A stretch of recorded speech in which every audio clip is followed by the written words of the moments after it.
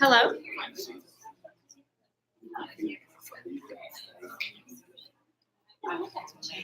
It's weird that happens. What? Do you know where she is?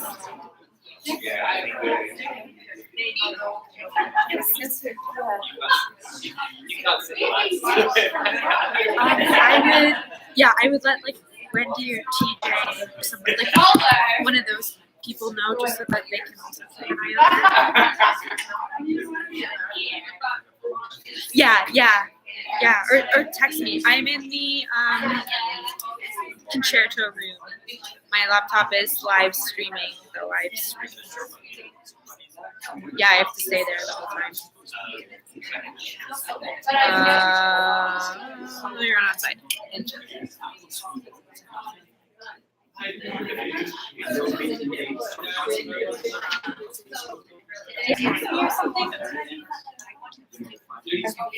Oh God.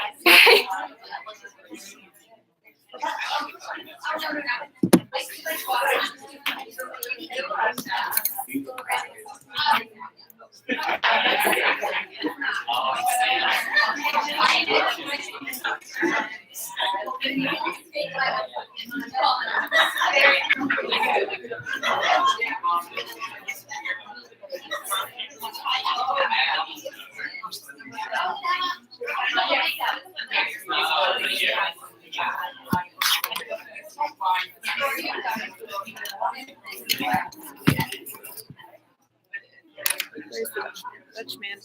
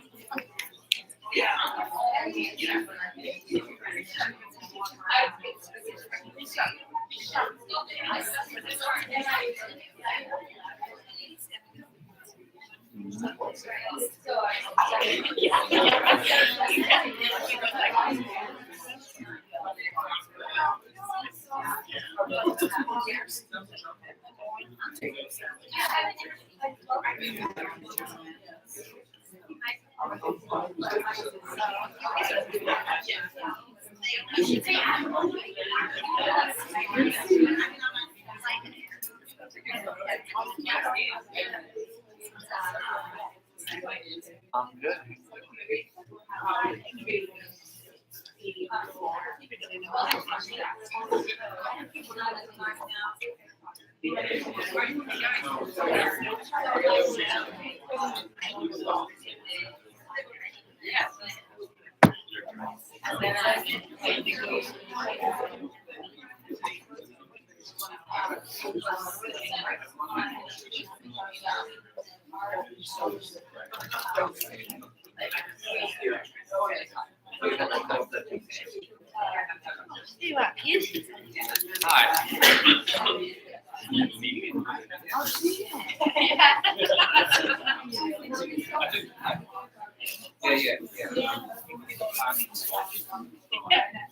Hello, folks.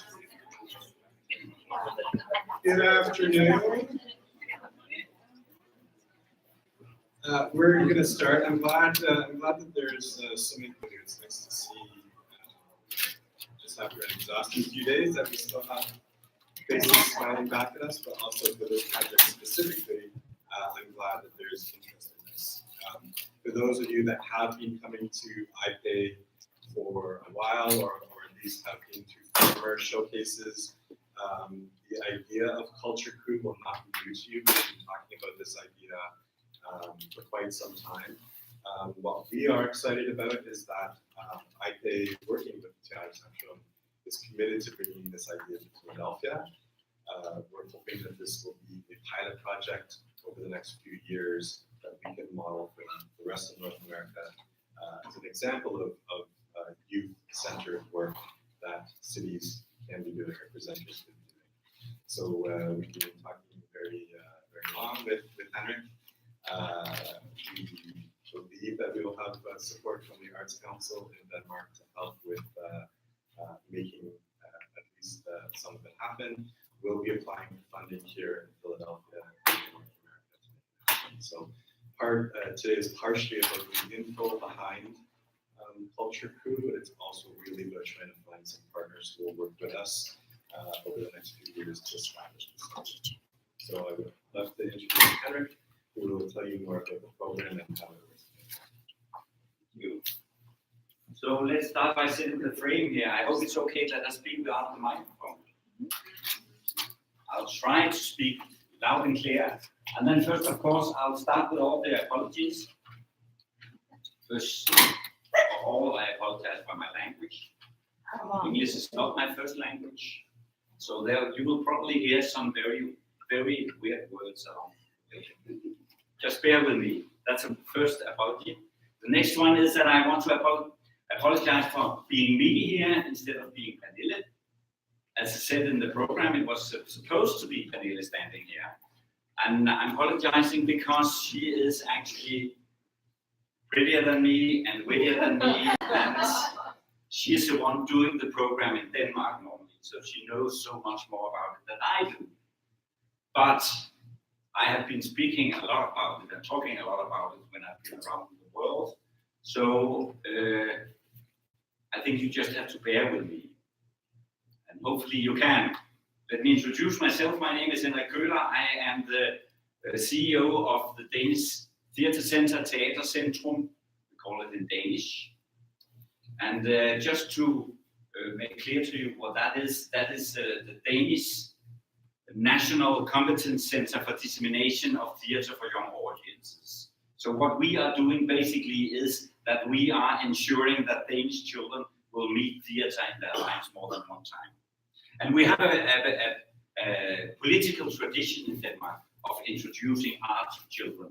So in that sense, we are just a part of a huge scheme and a huge political plan to ensure that we can follow up on the rights of the children of actually having arts in their lives. So that's what we are doing in our everyday life, ensuring that. And besides that, we are running a festival called April Festival. So I'll just take 2 seconds just to advertise a little bit about that festival, because we will welcome you all over to Denmark whenever you can. It's an annual festival. It's also a touring festival, which means that every year we'll find a new municipality to make the festival in. Every time we reach to a new region of Denmark, we will meet new children and new educators and new adults and new models. And in that sense, we can create new structures everywhere we go to ensure that the children actually need arts in their lives. So that's a part of that complicated thing of moving a festival. It's a huge festival. We have more than 100 companies presenting almost 200 different shows up till 800 times in 1 week. So it's a very stressful festival to be at. But anyway, it's a good experience. And I'm saying this because the April Festival, of course, is a part of the cycle for the cultural crews that we are educating, because April Festivals is an essential meeting point for all the crews that we are creating in Denmark. So once a year, they have a chance to meet up, all of them.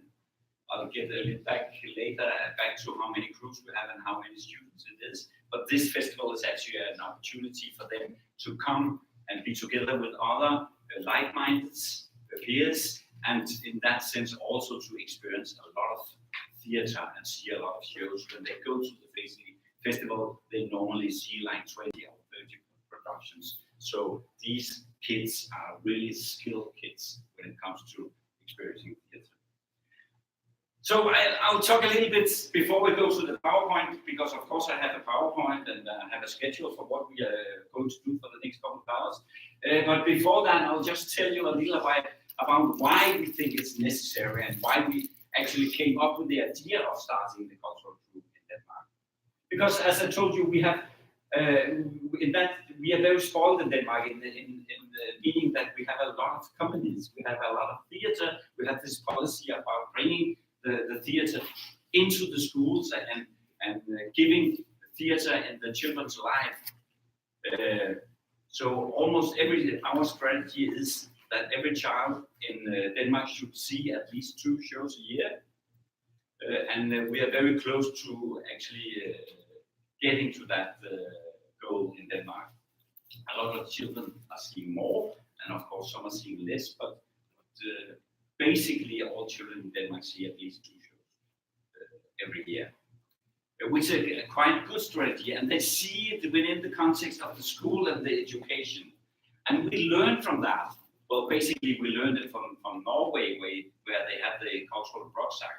Maybe some of you have heard of that. That's a similar program where a lot of companies are touring around in Norway, paid by the government, and it's very nice. So the children experience theater. But what we learned from a survey that they made in Norway is that the children, well, they see the theater and they experience a lot of art.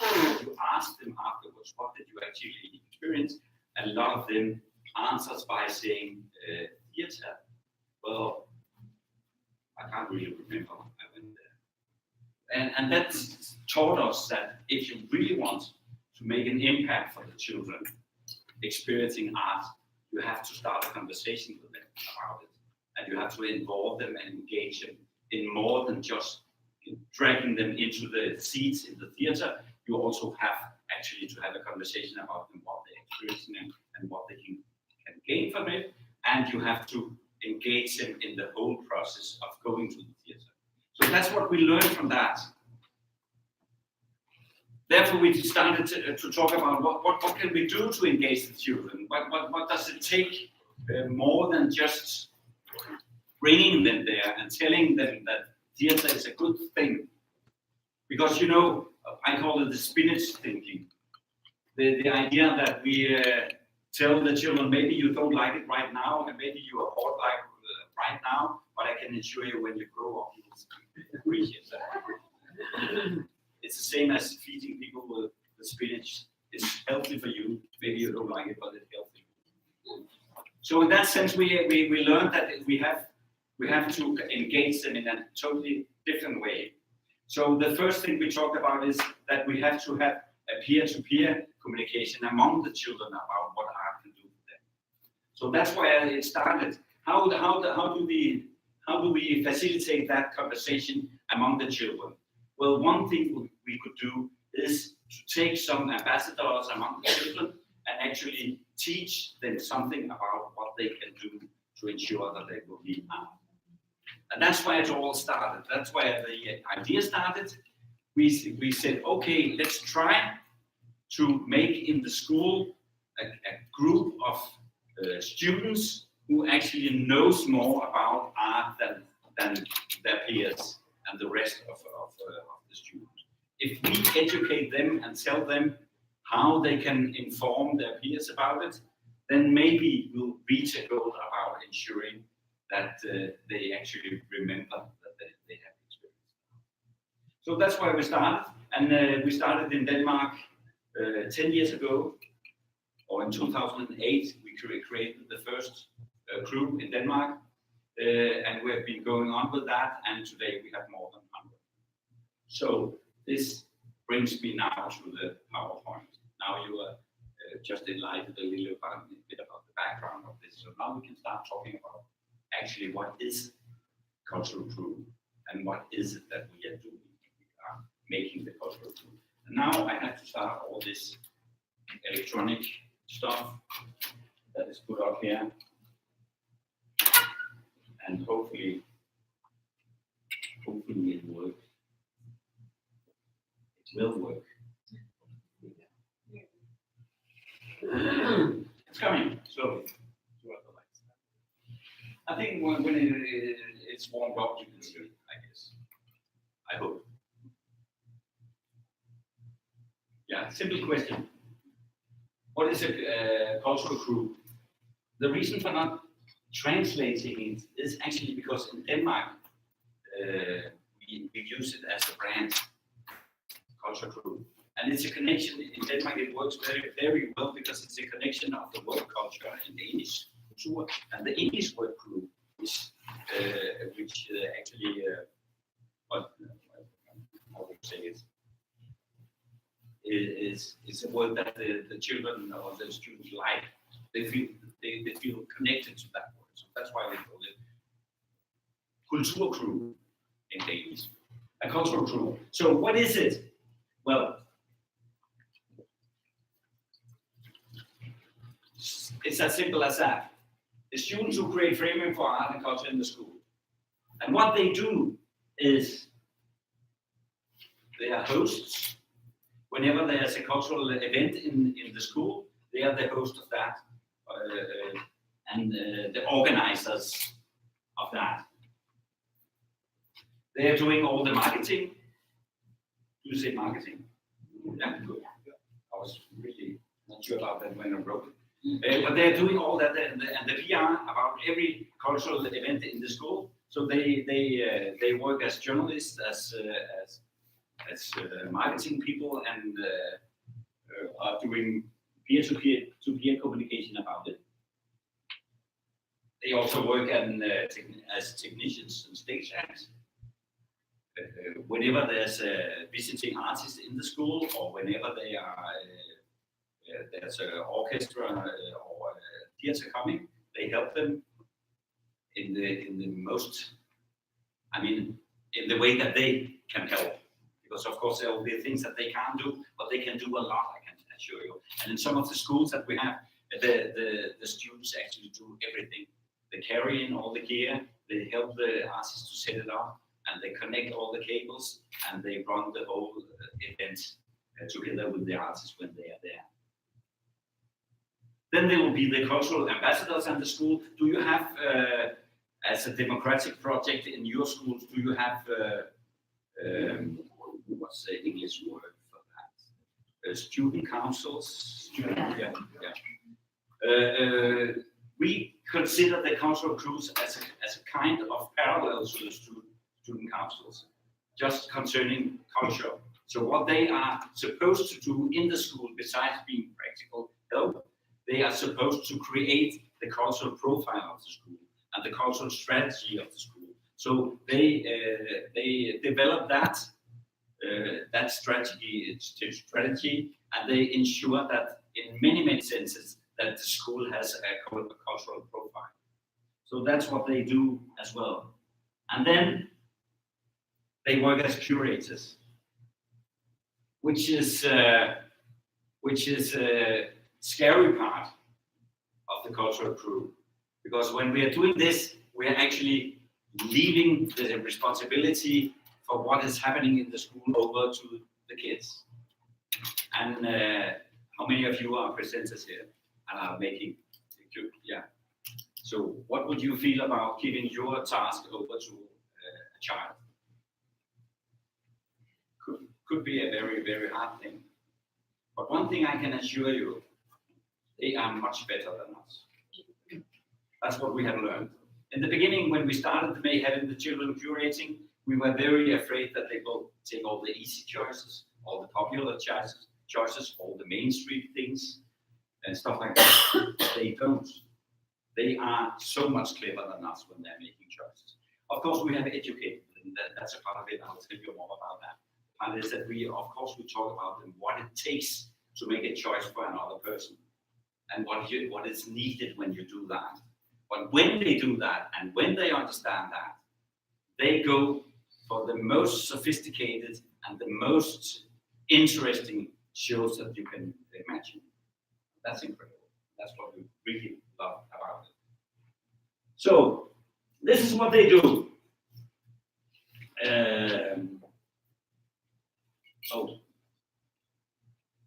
Who are they? Well, I just talked with one in the room here just before about how it works in the States. But in Denmark, we have one school that you attend from you start as a small kid in first grade or in In Denmark, actually, we call it 0 grade. You start at 4 in preschool, and then until you go up into high school, that's one school. And that works perfectly well for the cultural training team because we mix the ages in the team. It's a team of approximately 8 to 12 students. Very typical, it's from 12 years. In Denmark, that's 6th grade. I don't know whether it's the same here, but in Denmark it is. And very often we start there and then it goes up to 9th grade. But we actually have a lot of crews in Denmark as well, down till the 3rd grade, where they start already when they are like 9 or 10 years. And the good thing about this is that you have a long period where the older students actually educate the younger students. So in that sense, you have when you go through a lot of years, you kind of develop along with the task that you are given. So in that sense, it works perfectly well, even for the young ones. And they are very, very good tasks for the young ones to do as well. Exactly, that's what I said. And another thing is that, and it's about the recruiting of the teams, and we can talk more about that later. But actually, we are very much into how to recruit because there are different ways that you can do that. You can start by just recruiting the A students, and maybe they deserve something, and you think, and then you put them into a cultural crew. And a lot of time it happens like that you take all the best and put them in things and give them the responsibility because you believe that because they are A students, they are good at taking responsibility. But what we have learned is that to work the opposite way, it's so much better. You actually take all the students that have learning challenges in the school and need to have other ways of learning that they're ordinary. And if you put them in the crews instead, then you'll see how they develop in a totally different way and become responsible and very strong students from that alone. So that's one of the things that you have to consider. So we try to mix the crews with a lot of different skills and a lot of different competences among the children. But in the end, of course, it's the school who decides who will go into the team. Then we educate them, and that's a part of it.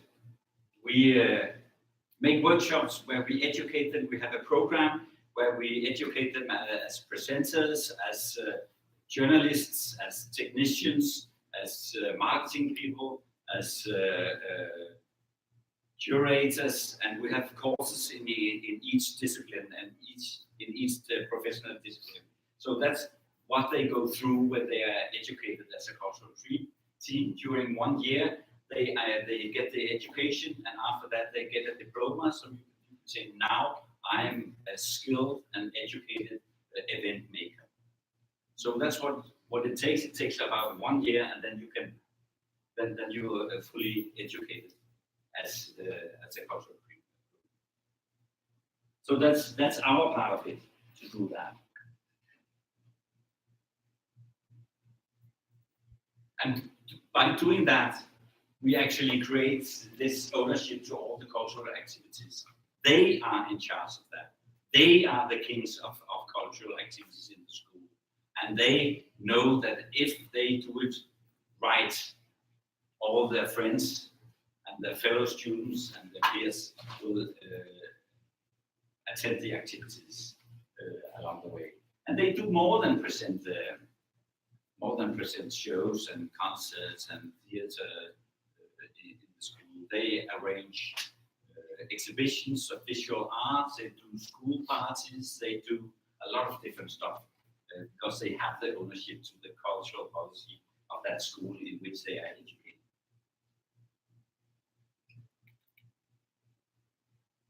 I'm a little ahead of my slides here.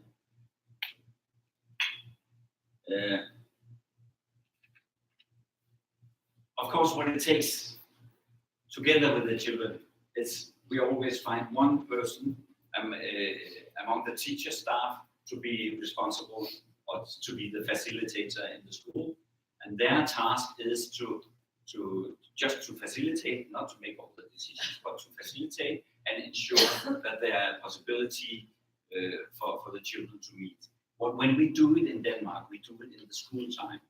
So it's actually part of the education. It's a part of the school, and which means that some of the children sometimes they'll miss a class in math or whatever to go to KulturCrew instead. So we need a dedicated teacher in the school to ensure that they actually can participate in all the activities. Let me talk a little bit about the origin of this, just so you know. I'll do that very briefly. So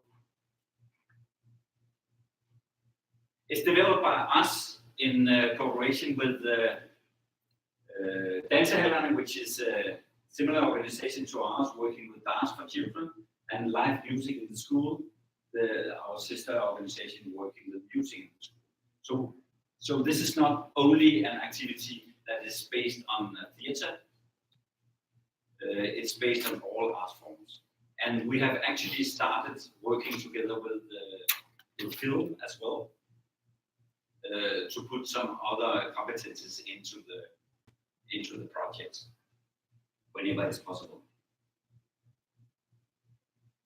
It's inspired by the Norwegian student as organizers. They started in Norway a project connected to the cultural rucksack that's very similar to this, and we stole the idea from them and developed it a little bit, but they still have kind of similar teams in the schools in Norway that work with culture.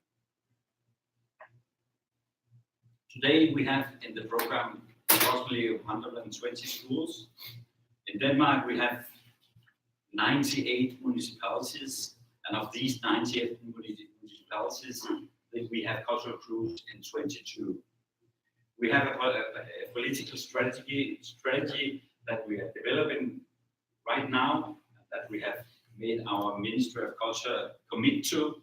She hasn't given any money yet, and there'll soon be an election in Denmark, so we don't know where they ends up. But we have a strategy that within the next 3 years will have cultural crews in at least half of the municipalities in Denmark. So we hope that we will reach that goal. And they are, of course, based in all of Denmark, so we have crews all over in the whole country, which means that there are a lot of local activities in every little part of Denmark regarding that, the crews. And that's why it's so important for them to meet up once a year in the festival, because then they can meet. We make a special program at the festival for them, where they see shows and meet each other and have workshops and exchange experiences of what they have to do, so they really can inspire and help each other to move on. So this is what it is. I'll show you a small video from a crew in Roskilde, which is a city in Denmark. Actually, it's my hometown. And now I'm just talking because I'm a little insecure on how to start it, because it just didn't start when I tried. So, no, there's nothing I have to do first. I have to stop that and start that. And there we go. Jeg hedder Welent. Jeg er Sørensen. Jeg hedder Danish. Jeg hedder Pernille. Jeg hedder Joachim. Jeg hedder Welent.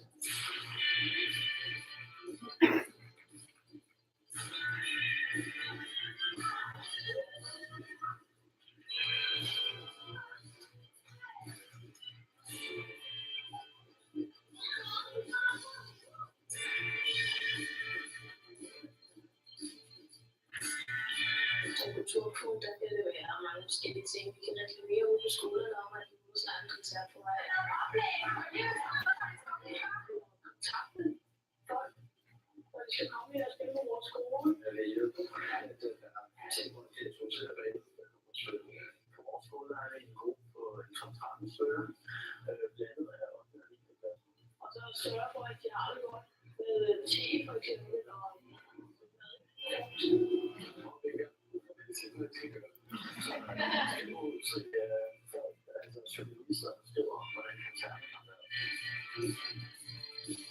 lære at gå tak for at snakke for.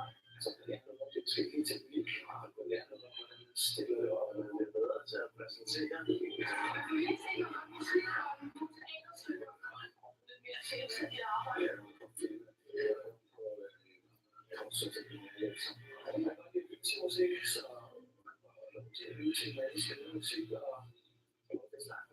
Jeg synes, jeg får en masse kulturel information. Jeg tænker på noget, når man skal stå på scenen og præsentere. Det kan man også bruge i andre sammenhænge, hvor man i skolen fremlægger og så føler man jo også med, når man præsenterer læsen og sådan. Ja, og skal styre eventer og så spændende, sådan noget spændende. Det er sjovt. Jeg synes, det er rigtig sjovt. Det er rigtig godt at se det her. Men det er noget anderledes, men det går lever af noget i så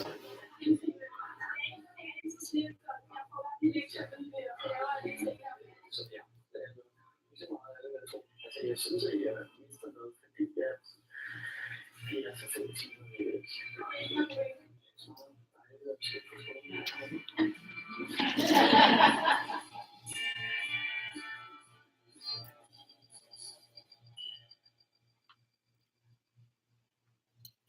Yes.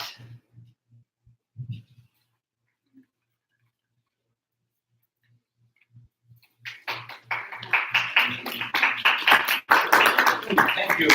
Thank the children in Roskilde. They made it themselves, and as you could see, they were just having a school concert. So a lot of things were about concert, and I can tell you a lot of the boys, especially, they're very much into that, carrying the instruments for the musicians and stuff like that.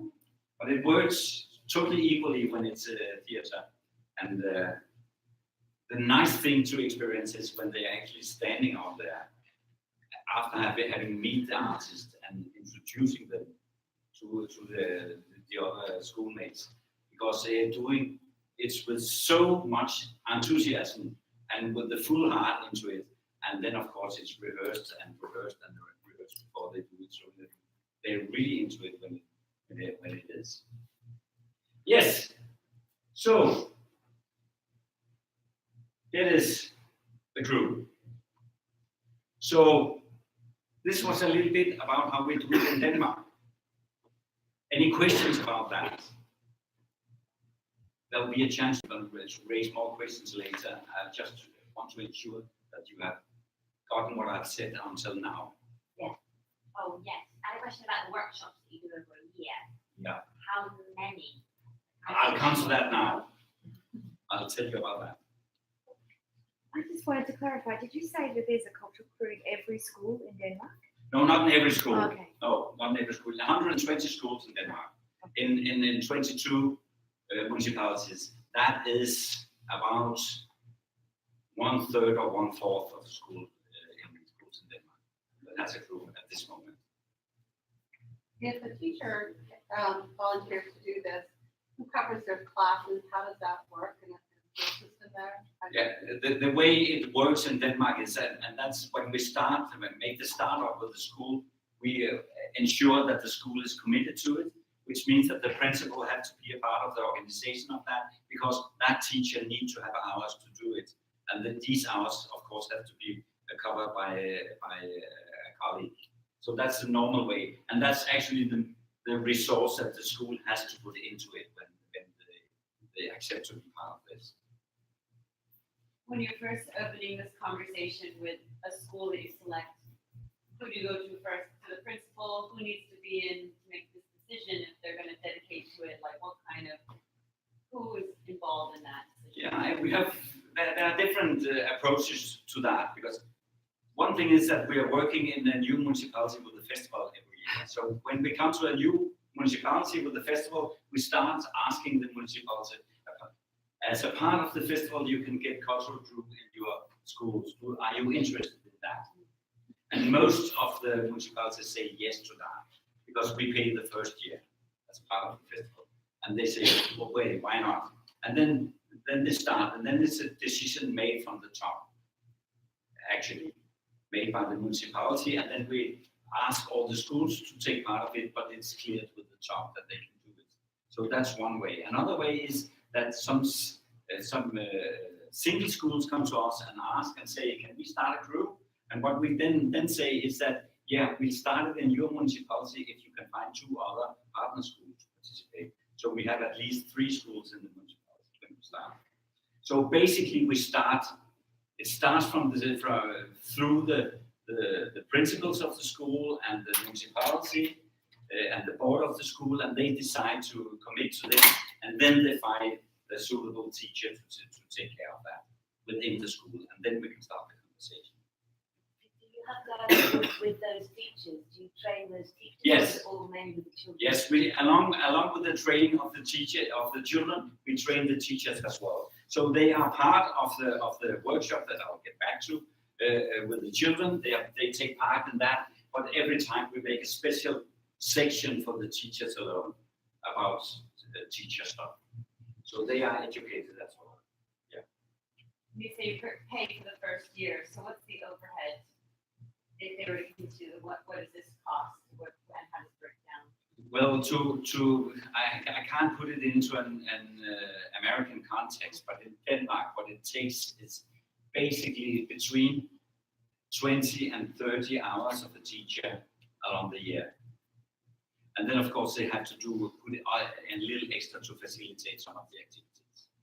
Besides that, of course, what we have in Denmark, the schools in Denmark have a budget for inviting artists in.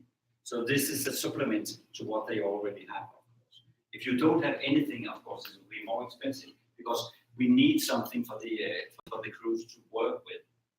So if you don't have activities of any kind in your school, you have to invent what the crews can work with. But I'll get back to that actually.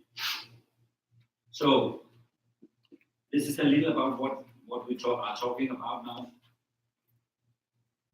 The first thing we do is making the contact with the school's interest in the way that I just explained, that we start in the municipality, we find out who's interested, and then we set the frame and start with the commitment from the school to this project. So that's the very first thing to do.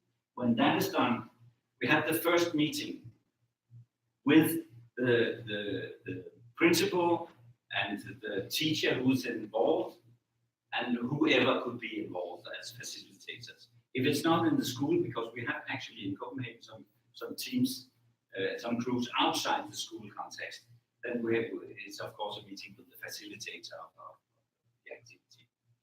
And in that meeting, we are talking about how to recruit, what should be the content of what they are doing, and what kind of mutual expectations do we have to each other about the project. So all that is clear before we even start talking with the children. So that's the first step, and we make that meeting, and at that meeting we make a schedule where we make all the dates for all the rest of the activities. That will be in the first step.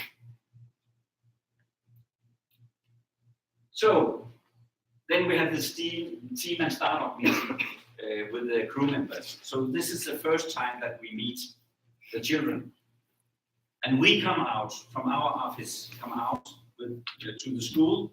We collect the schools in the municipality, at least 3, very often there's 6 or 8 schools collected, teams from 6 or 8 or up to 10 schools collected or gathered in one place. And then we have the first meeting that we call team and startup meeting. In that meeting, and we are going to work a little with that later if we have the time, we start about creating the team. So this is very much about teamwork, what it is to be a team, and how you create a team, and how do you create a common sense of belonging to a team, and what does it take to be there. So that's the first day we are working with the children. After that, we'll leave them for a while to work a little with some homework that we give them about building the team, and then we have the first workshop. And we call that All Dressed Up to Be a Crew, because that's the first time that we ask them, we make a fictional event that they are going to arrange. And we start by saying, make it big. This is big. Okay, guys, you are going to put up a Rolling Stones concert. What does it take? How do we want to approach it? What do we want to do? What do we want to take care of to do that and stuff like that? And so then we have a number of things that they are working with to make this fictional event in the school. And when they have had that workshop, it's a one-day workshop where they're working in different groups and different ways with that. And they present it at the end of the day, the concept of what they want to do. And when they are finished with that workshop, they are ready to start making events in the school, because then they know something about what it takes. And then another couple of months is going when we're talking about starting in January. Normally we have the first meeting, the team and startup meeting, we'll have that around April, and then the first workshop just before the summer vacation, and then the next workshop in the autumn. It's a little, it varies a little bit when we can do it. Sometimes we start in the autumn, because sometimes we have to have them educated for the festival. It depends. So then we come to the second workshop that we are doing. And in the second workshop, we work with specific skills. So we have smaller courses for them that we give them. They have a course in acting on the stage and presentation. So it's basically actor skills that they get. We have workshops in marketing. We have workshop in technical skills. We have workshop in, I can't remember. Yeah, it's in there. Or at least these three basic things we have. And then we have workshop in curating. What does it take to make a choice for another person? In that workshop, very often we invite into the school an artistic experience as a part of the workshop. So they see a show or they hear a concert. So they have something very, very basic, concrete to work with in that workshop. And after that second workshop, they get their diploma and they are educated. So this is how it works in Denmark. This is a 1-year cycles that we are doing. What we are offering the school, when we are starting with the school, we'll offer them to help them for 2 years. We help them the first year, then we help them recruit for the second year, because the crew, of course, works continuously along the way, but they have to recruit. Some goes out of the school and new comes in. So they have to recruit new members of the crew after a year, and then they have to start all over, maybe in a more simple form than the first one, but still they have to go through the education, the new members. So we help them the first 2 years, and after that, we believe that the teachers are skilled to know how to do it. And certainly the crews are. So old crew members help educate new crew members. So you can continue like that after 2 years. I just wrote IPAY Showcase here because the idea is, as Uma already said, that we will start cruise here in Philly. And just to put it into that context, our idea is that we, in March this year, will have a conversation with the facilitators of the cruise, the adults, the partners that we will partner up with. In May or June, we'll have the first workshop, or we'll have the team and startup meeting connected to the first workshop, because just to spare us for one travel over here. And then in the autumn, we will have the second workshop. And then at the end, the crew will be fully educated to be part of the IPAY Showcase in 2020. And that means if everything goes after our plan, next year when you come here, you'll meet young kids as colleagues around here in Philly, watching the showcase, seeing the shows. Maybe that's at least my intention. I don't know what IPAY say to that. That they will be instead of having boring board members presenting every show, we will have the kids presenting instead. We'll see if they will accept that. I don't know about that. But that's a plan here, that we will do it like that. If we will succeed with that. So, now it's time for our first little group conversation in the room, because now we have to talk a little about what it takes in your context to make a cultural group. Because of course, I've told you a lot about how we do it in Denmark, and I know that in some ways we are privileged in Denmark, and here it maybe takes something different. So what I need to have from you and go back with is a little inspiration about how you believe it could be done in your context. That be in United States, Scotland, or wherever you are from. But I want you now to team up in small groups and talk about this a little. And I have raised some questions that you can talk about, but maybe there are others similar relevant things to talk about as well. But first of all, what will be the frame here? Is it at all possible to do it in a school frame, or do we need to think otherwise?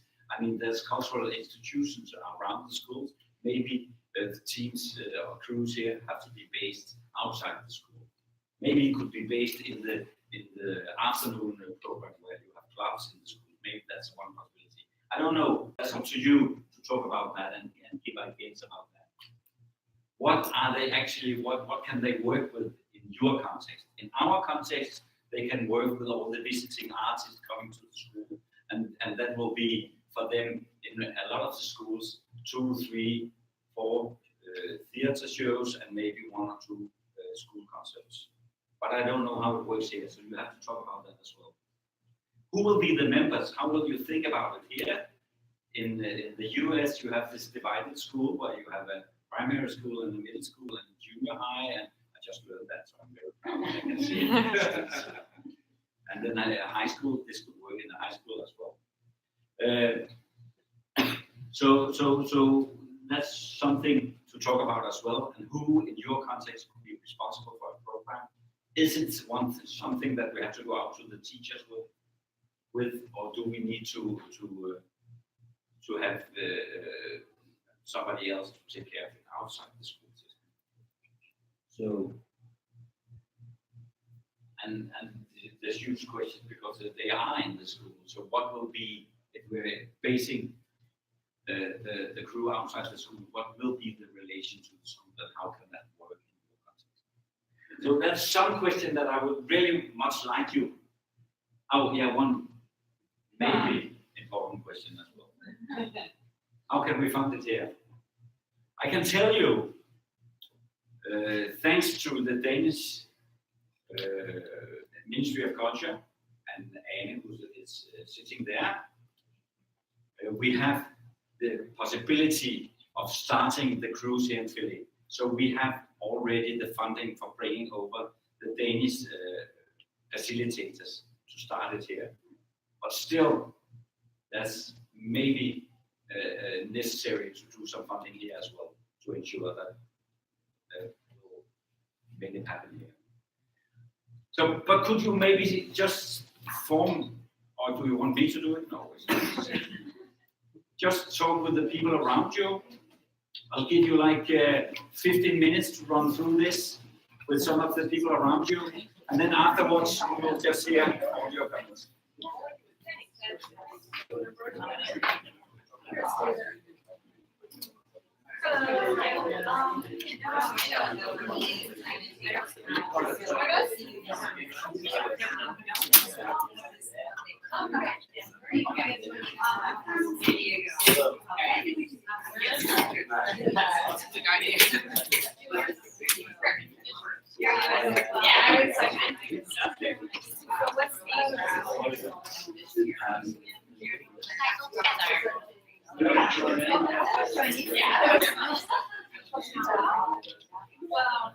Yeah,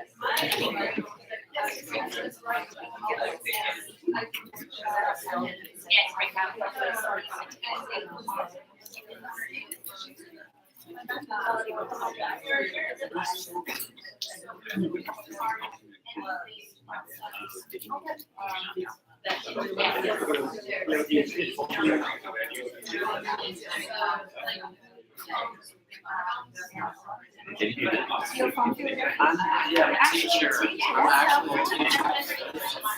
Yeah, no, I have a lot of, I think it's awesome. This was one of the main reasons why I wanted to come to the conference. But there's a lot of, I'm not in Philadelphia, I'm in Montgomery County, which is just outside of Philadelphia. But yeah, this is fascinating to me in terms of like what thing I want to do in my school. But there's a lot of, I applied for days to come to professional development days, and they said no to that. There's a lot of bureaucratic, hurdles to try to do anything creative because it's not testing. It's not, and I'm actually in a program that's supposed to be project-based in terms of being interdisciplinary, being more progressive. Yeah, so there's all sorts of bureaucratic. I'm sure it's even worse in the Philly schools. So I'm thinking like I would love to sponsor this in my school. I could do a club after school. Funding is huge.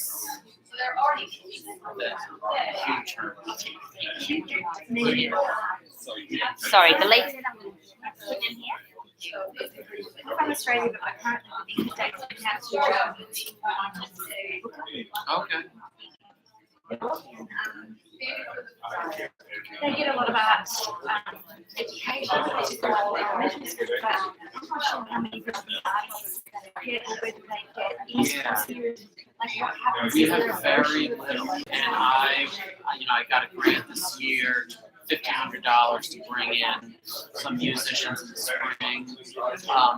I have a lot of connections in the Philadelphia music scene, but in order to do that, because of scheduling and 8 periods a day, and other teachers not wanting their schedule interrupted, it becomes difficult.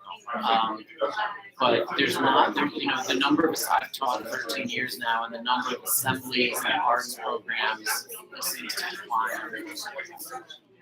So this is like, I want to fight back against that, and but it costs a lot of money. It takes administrators that believe in it, and yeah.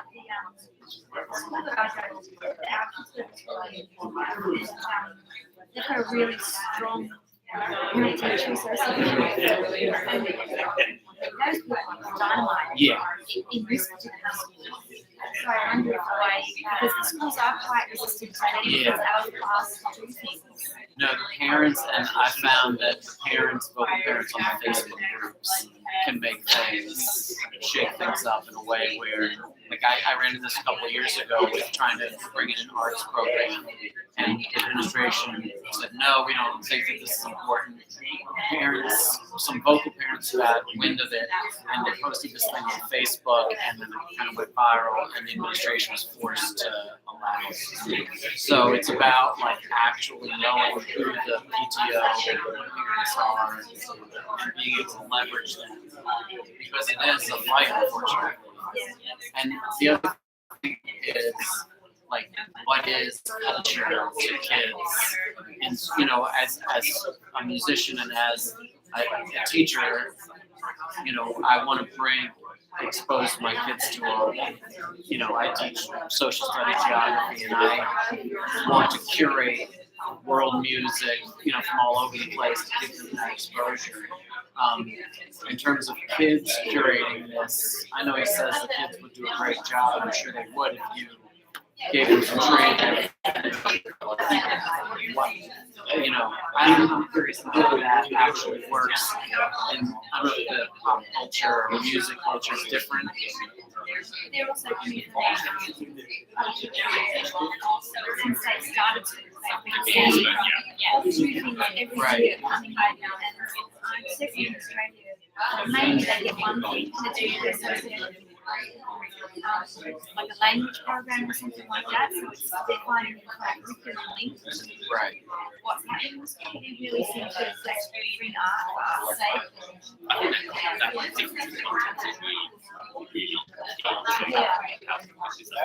this is born out something where it's almost saturated. Yeah, that's right. So I think that's really different.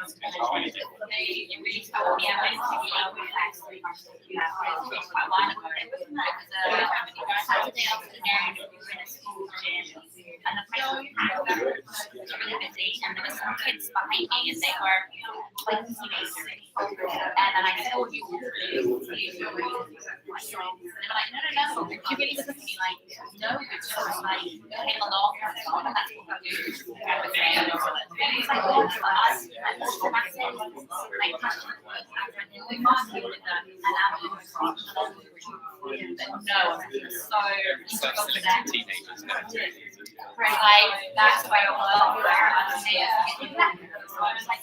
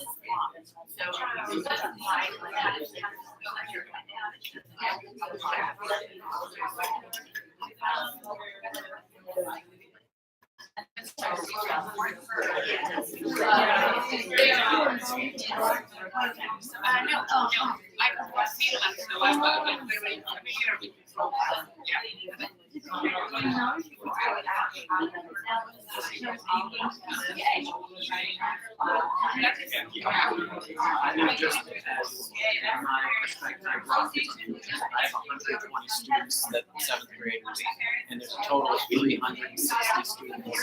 And to bring a field trip, you know, it's like 9 school buses and thousands of dollars, and you have to bring a nurse, and the logistics of bringing kids out is crazy. The cost is crazy. So I'm looking for ways to bring people in. Just because it's going to be more cost effective and more logistically feasible.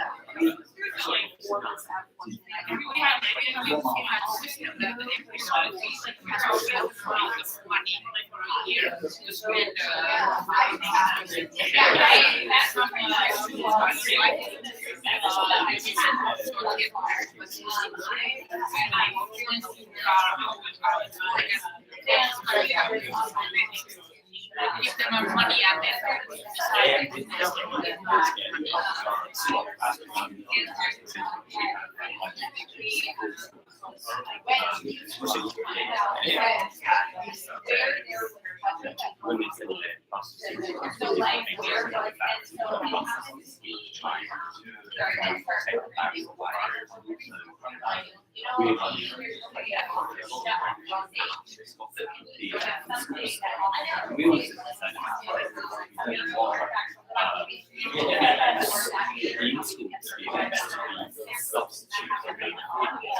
Okay, guys, 5 minutes to wrap it up.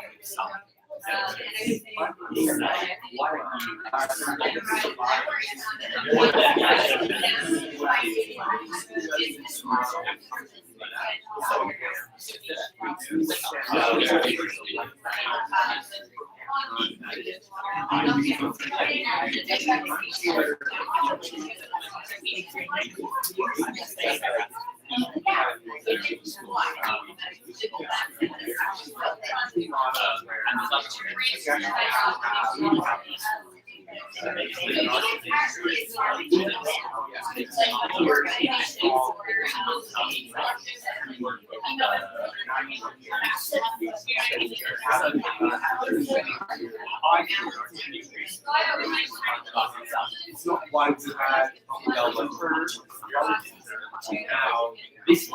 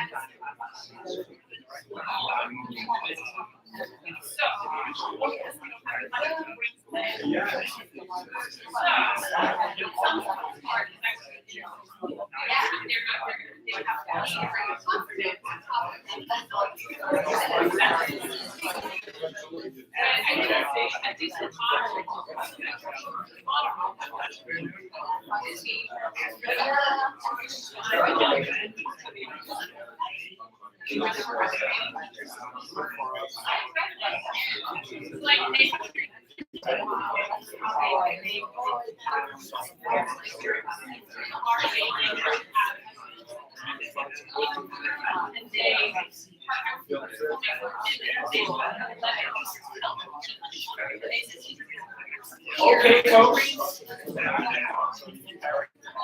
Are we ready to take this out in a large group? Let's share some experiences. I'm just speaking because it hasn't finished yet. I'm just kidding. Wrap it up down there. So anyone wants to share? So maybe just to start it, we can start with the big group down there. Ask if there's anything that you want to share with the rest of us from your conversation. How can we fund? Well, there was lots of good suggestions, but there's lots of people from different countries with very different cultural situations, really. But we were really lucky because we had a teacher from Philadelphia in our group, so we were able to actually talk about One of it our specifically. future partners. Yeah. Yeah, and I didn't mean to cut you off. No, I had nothing. As a teacher, the big hurdles I see, of course, are funding and just administrative roadblocks. I couldn't even get approval to come here. I had to take a day off secretively, sneak down here because I applied for a day off to come try to partner and find great performing arts, and I'm in a program theoretically that's project based, that's interdisciplinary, where this should be like, oh, great. So there's a lot of very misguided people in administrative positions in education. The teachers, I think you won't have any problem getting them excited about this, because I'm super excited about this, and I know my colleagues would be too. But administratively is a huge problem. I think one of the things you shared about the power of parents is quite Yeah. interesting. Leveraging vocal parents who believe in the arts. That's been my way to get stuff done when it's involving the arts, because the parents that understand it will, they'll get on the social networks and get the attention of the administrators. So that's one word we can put on parents as a resource. Yeah. Anything else? We had a Philly conversation here too, so we were talking a lot about parents and the support, needing the support of parents. We also talked about the idea of, I love the fact that you're talking about underprivileged kids, or kids who aren't the best, or whatever the fuck that means, but, kids who need a different way of learning or interfacing. But we also talked about the reality of working with schools that do have the resources to establish a program maybe before you get to that. So having an art of working with a performing arts school who this isn't a real house, they might have more support before you get to the neighborhood schools. Maybe that's a strategy. Yeah.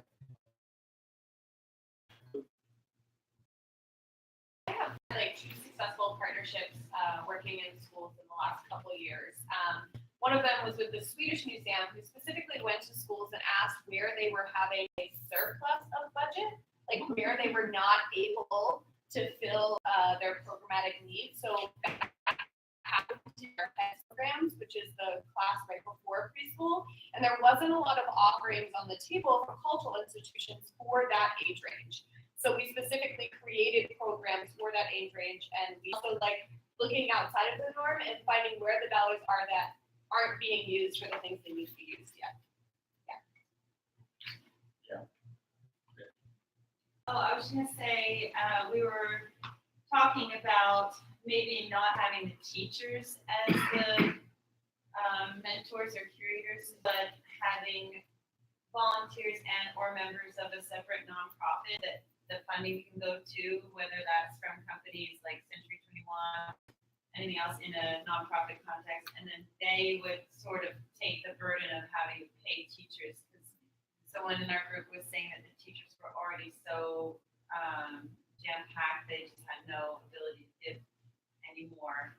And so that might be one way to channel outside funding in, challenging the instructional day. People get scared because they don't think they're going to be able to meet the requirements high. Win very what I need, and we pull groups of kids in that time. And you got a class, it's not it's almost a study hall. Oh, nice. I think every school is going to be so syncretic and different. Biggest challenge getting kids committed. And I also see just actually, who's deciding. I mean, the kids should be deciding what that is. I'm curious how that actually plays out in content music. And I said I was bringing in a bunch of it's great, but I don't think that We didn't but I think in regards to the funding question, we've had a challenge developing a relationship with some of the foundations in town because they have money set aside for education and relationship in the schools. So this potentially helps us make that connection with we don't traditionally, I think doesn't traditionally have. On a simple level, there's also a way for us to have a KulturCrew specific showcase. So maybe there's a KulturCrew that helps pick 3 shows for showcase as opposed to a regular selection committee. So it's young people picking the work that this community sees. Yes, I just want to get to that because in the full package to have a KulturCrew, we have to start somewhere. And one place to start is definitely to have a specific goal going to the IPAY Showcase area. We have started some of our groups actually with the goal to be part of April Festival because that has been the way to persuade the host municipality of the festival to start the program. And then it's our task to prove that they actually make a difference by being there. When we talk about the barriers. Well, there are barriers. I think the way I look at it is we would just have to structure it differently for the country. And it would have to be the structure would have to be based on the school system you're working with. Now, I know, and I'm really torn because the public schools are a much tighter bunch to get in with than the charter schools. Charter schools take the money away from public education. So there's a real tear there because charter schools will open their doors and they don't have those skills. But say, yeah, our kids do internships. You come in, you can start this program anytime. And so that really kind of breaks my heart that they're able to do that and we're not able to bring that into public school, which is free education for everyone. So I think we talked about maybe because of liability insurance and things that we have in this country, and the buy-in of parents wanting their kids to do everything, that's a big barrier. So you have to give them time to play football, and you have to give them time to do whatever they need to do, athletic stuff, as well as the arts. So they is to create an ambassadorship that it might be not in this format, but in a different format. That the arts, you were talking, why don't you talk about your arts administration program? Sure. So we do an after-school program for juniors. So this is 11th grade or 15, 16-year-olds. Predominantly teens within Brooklyn and New York who come from underrepresented backgrounds, particularly in the arts. So they're with us for a year and a half. So they're junior spring year, and then they're high school. We do college and career readiness, professional development in arts administration departments within marketing, production, IT, fundraising. So they're gaining an awareness of all the other amazing jobs. If they love the arts, they're not for the stage. There are a lot of other ways to make a career in it. And then I was just sharing how my experience with these programs takes time. Generally, it's 3 years. So we had one intern who came in her junior year. She was with us a year and a half. She's amazing. We brought her back as a college intern. And then when so it took 3 years. It's certain individuals, but that's the goal. And she was the top candidate coordinator of the program. So it took 3 years. It's certain individuals, but that's the goal. Ideally, right, that we're raising these young leaders up. They're being trained in what these programs are meant to do, and then we are literally handing it over to them to run themselves. So I think we have some models, but that one question is just it's amazing how quickly you're cultivating that sense of ownership and kind of turnover moment. Because generally, it's a lot longer in our experience, but it happens, which is that was our positive, non-barrier. That's great. That's great. And it's possible that you just have to find whatever works within your district, within your school, within your organization. I've done, creating an opera or off-shop workshops where the rite of passage in one school is that they can only be in opera club in 5th grade. And opera club, we do everything. We talk about production, we talk about marketing, we talk about schools. So we started out of class, out of school, off-shop portfolio, so they can come and use that need their help. So I think there might be other ways to do it. This is like beautiful. This would be fantastic. I just don't know if it would work in a rural setting. That I'm in very rural. That needs very little money from the government, state government.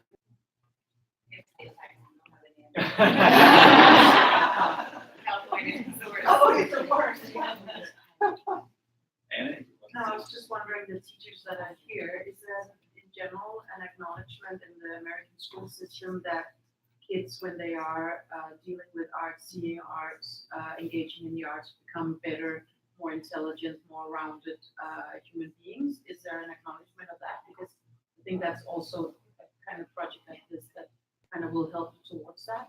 And I want to ask you, what would it take your school, since you already have like a project sort of minded school? would it take that someone come and talk to your principal or convince them? Because one thing is that you have a system that's really rigid and structural minutes and whatnot, but sometimes it takes that people actually go there and show, hey, this works, guys, look at this, like, and then when your principal is across the table from someone who's saying things like that, then usually things could. I just see there's so much incentive and so much headwind against any arts because all the schools are rated on their scores on math and English tests. And so there's no acknowledgement. Unfortunately, our culture is so screwed up that there's no acknowledgement that kids should have. There's people that know that, and like I know that, and people that do music and arts know that. But people that work as administrators in education generally are not artists. They're not musicians. They look at numbers, and they have these. You know, we have our PSSAs, the Pennsylvania System Stated. The whole testing nonsense that they think that any class time that's not devoted to math and English generally is not well spent. But that said, there's teachers and there's people and there's parents that really want this and believe in it, and it's different in every district. And if you can reach the right people and start, like I feel like I'm fighting the administrators in my district to do this stuff. I want to do that because I know that there's parents and community members that will support it, and I feel like we'll win in terms of just actually like getting the kids experience with some of this stuff. So it's not going to be easy, but I think that if you can leverage the right people in parent groups and teachers, and occasionally have an administrator that's on your side, then you can make it happen. Yeah. Do you have data that we could share? Like, so let's say I want to go to my community, state, whatever. Is there data we can present that supports this particular project? I'll definitely look into what we have that will work for you to look into because we have some data. A lot of them goes, of course, in the Danish context. But I'll just try to look into that to see if there's any of that that will support your chance, and I'll hand it over to Uma, so you can ask him afterwards, or you can spread. Absolutely. To people who are Some of the interested. research that they presented from the university. Absolutely, I have some exact data that you can actually show someone and see this is how much better the kids become when they do. Also, it's not like one of the bandwagons to jump on might be the whole leadership skills. If it's not exactly the career necessarily, but it's the planning. Schools have clubs. They have these teachers that sponsor these things. You can just build on that. And I think for me, like envisioning this, it would be like an after-school club that I meet with these kids to get it started. Who might support it. I can tell you that we have been doing this for 10 years, and we have students now that are out of the school system in Denmark. I think it was here first. Yeah, I just wanted to ask how long has the government policy been that you want children to see at least 2 shows per year? Well, the strategy about 2 shows, our strategy. That's not your the government's. strategy, okay. But the thing is that our task as a national competence center is to make a partnership with the municipalities to ensure that they will do it, and they will. And the good thing in Denmark is that we have. And how has that been? 60 years. 60. Coming to the school at least once a year. So that is also like it's built into the Danish school system, and that which is also why a lot of the incursions are for the year. So I suppose my question is, do you think that the kids curating a cultural program would still be effective when there isn't a plethora of stuff to choose from and there isn't that kind of historical context of all of the kids being, schooled in art? So yeah, I just wonder whether you start here or whether you start here, or whether you just try and do both at the same time. Well, interesting. Great. I mean, the thing that we are struggling with as well with the cultural crew is to ensure that there will be enough cultural activities to work with for them throughout the years. And at some schools, they really have to work with that because there are different conditions for the different schools in Denmark as well for that. But what we are trying to develop all the time is to ensure that we can give them inspiration and ideas of creating activities. If it's not of that kind, they can do it of a different kind. Okay. So they keep continuing working because the basic idea. So they could develop their own. Exactly, then you or can something. develop your own activities, and you can develop your own exhibitions, or you can make your own theater, or you can make your own school concerts, or whatever. So we're always trying to put that element of stuff into the crews as well. But of course, because we have this system and we have this tradition of all schools having the possibility to reach out and get the art into the school, of course, a lot of the activities are concentrated about that. And that's one of the questions that I put up here. What should they work with if we are talking in an American context? Of course, it's different. So you have to create some activities yourself. That's it. Do you think Denmark would take over America? Yes. we have concrete plans about that. 60 years in the making. Yeah. We sort of going with all this. Yeah. Culture country. So, one more question. Yeah.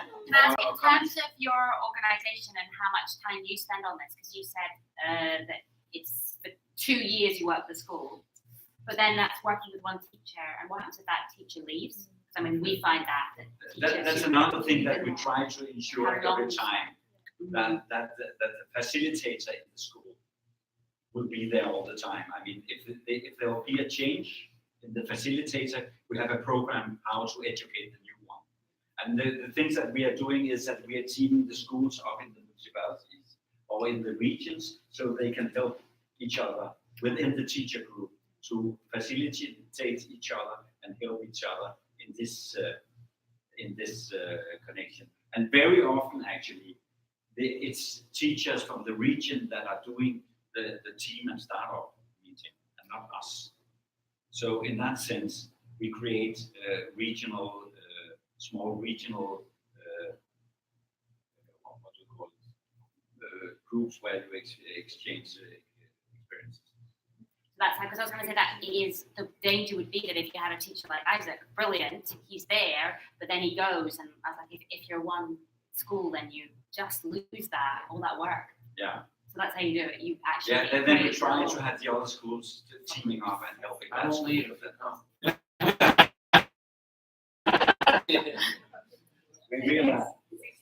Just that a few years ago, I don't know if people will remember that we did in Pittsburgh. We organized a meeting with the big wigs of the school board of Pittsburgh. And we met with them and we said, we had lunch and we said, we're going to bring you to the venue to see shows that will never go to your school. Because the lack of money or the fear of challenging your kids with real topics and all that. And no, this is the reality. When I see one teacher, is there any teacher in the room? Like two? I think we should look at it the other way around. We're talking about trying to bring the people of different school boards around the U.S. when it's possible to attend IPAY, to see what IPAY is all about. We need some champions. This is another one. We need to maybe try to find ways to bring them to attend the conference and get these challenges that it's possible to make this happen with the different ways of the system works here. I think by having these people in the room would be a great way to start, and we would be willing to pay for a flight to bring one of them and fill in next year. Because I think there's that way of working that needs to be put on paper. Bring the big waves with respect to what we do. Bring them in here because they don't know what they can expect from something like this. You can also prepare the field and find the champions in the different districts and schools and make it happen. You know? I just recall doing this in Pittsburgh. I mean, they said yes, they met, they were really willing to get a sense of what IPAY was all about. But since then, barely see any teachers coming to us, which would be great to end of the year. Free passes or whatever it is, one day for that. Would be a way to bring this back next year.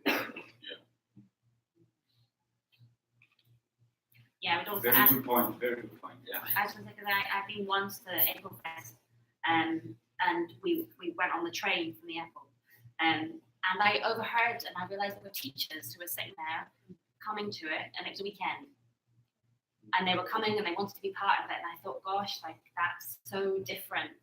Yeah. Their involvement, their keenness to be part of that program, and yeah. That's true. We have normally at the April Festival between 300 and 500 teachers attending, which is of course important. But that's a part of the ecosystem. We couldn't work without it. So time's running. Actually, I had a long plan. I had a part 1, part 2, and part 3. We're going through. We are only in part 1 still. No, actually, I just planned that we could, if there was the mood was for it or something, we could just do the team and start off a session here with you. But I actually had decided half an hour ago to skip that because I think the conversation was more important. So we had only very few minutes left actually. So one thing that we have to ensure is, and I can ensure that it's definitely my, and we will make this work one way or another. I'm looking at food. We will continue that work, and all the resources in this room and all that have been here are so welcome to bring in all ideas and suggestions about how we can do it. And I know there's already some people in here who are volunteering, teaming up to make this happen, right? Even after the showcase here, and when we get back home, we'll continue this talk. I have to do here today.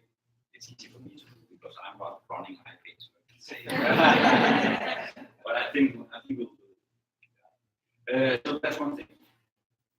I'll just spend the last few minutes to talk about another project that we are doing, if you can have it in your heads, because it's actually part of the KulturCrew project, because we developed another project that we call TEAM. That's an inter-European project.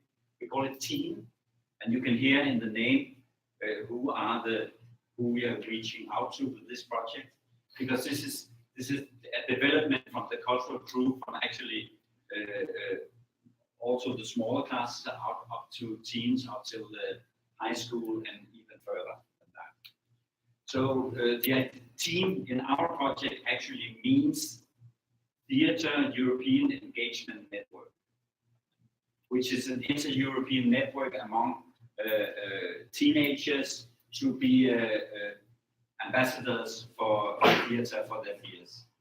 So in the same way with the cultural crew, what we do are we have developed a number of programs with ambassadors around Europe, ambassadors of teams in the school or outside the school. It depends on the context where they're from, that we are giving tools to talk about with their peers about theatre. And some of the tools that we are handing over to them are tools for how to talk about theatre. I mean, very often you experience that you go in and see a show, and that happens for parents and children, and that happens for teachers and children as well. You go in and see a show, and you don't know how actually to work with that afterwards. You go out from the theatre, and the only comment that you can come up with is, well, was it fun? Maybe it wasn't fun. Maybe it was a very serious show you saw that was about a lot of serious stuff. So you need tools to actually have a good conversation about theatre afterwards. So we have developed that different kind of programs, and they are all available even in English for you, and they are on our website, so you can just go and pick them up. One of the programs that we are running is a program which is developed in this team project. We call it Act Theatre. It's a program where we invite teenagers in to see a show, and then they interfere with the company and make solutions and suggestions about how to improve the show. How would we have made this show if we made it? so they can actually make a workshop to improve the show for the company. So that's one of the ways that we are working with that. We are also doing with the teenagers around Europe a format that you know from this conference as well, the kitchen table, a format where we put people around the table and talk about things that they are concerned about and things they are interested in. And we do that with teenagers around in Europe. And I'll just show you the kitchen table rules for our teens, the way that we do it, which is very important because that's also about empowerment and giving the teenagers, putting them in charge. So as you can see in our rules, it's the teenagers that decide what to talk about, and they are the ones who set the